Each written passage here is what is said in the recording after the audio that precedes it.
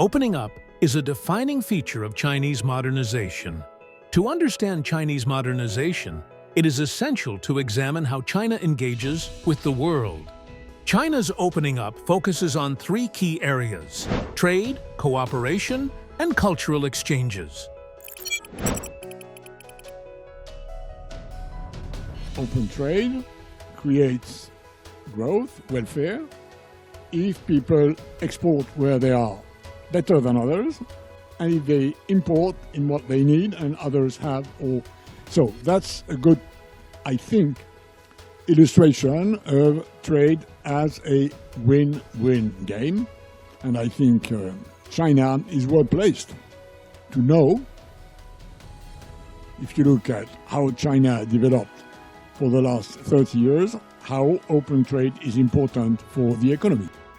Trump has said he loves tariffs. Americans are worried that it will be a source of an enormous amount of corruption because he will give exemptions to the tariffs for people who give campaign contributions, where there's certain very adverse impacts on the U.S. economy.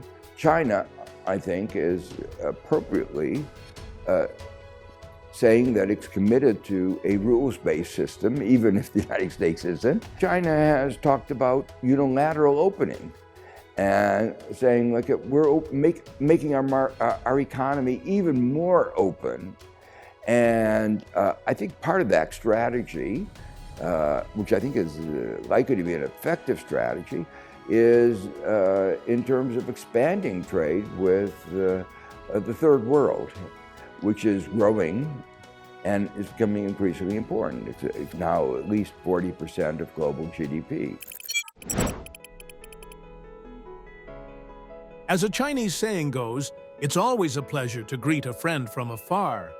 Since the 21st century, China has opened its doors wider than ever before. With the full relaxation and optimization of the visa-free transit policy, the China travel boom has grown. Meanwhile, people-to-people exchanges between nations have been further boosted in the process of high-quality Belt and Road cooperation. All of these reflect trends and China's call for international exchange, friendship, and mutual trust. I think the visa facilitation, the visa-free travel is of course an excellent initiative. I think it is crucial. Free movement of people builds up new possibilities of exchanges, facilitates trade, facilitates exchange of students, teachers, professors, researchers can travel more easily. So it's an excellelt thing. Belt and Road Initiative is a very important global initiative and historic. It's historic. Why? Because it is the largest international cooperation platform.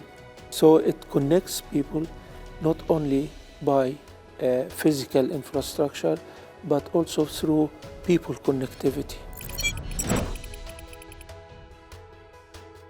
When China is talking about modernization, it is talking about the inclusiveness of the world-led community to prosper together, to grow together, to modernize together. China is a great country. Is a country that gives hope to a lot of people in the world, because, as I said, it is capable, it has the ability, but also has the willing to assist others. BRI project, in my thinking, is a great international project, and about more than 3,000 projects has been agreed, and these projects are in the process of implementation. And even $1.4 trillion has been invested in this field. Initiatives are very important in the world context because the Western powers are still trying to dominate the world, exploit the world. But China is pushing all the countries to become more and more independent, to stand in their feet.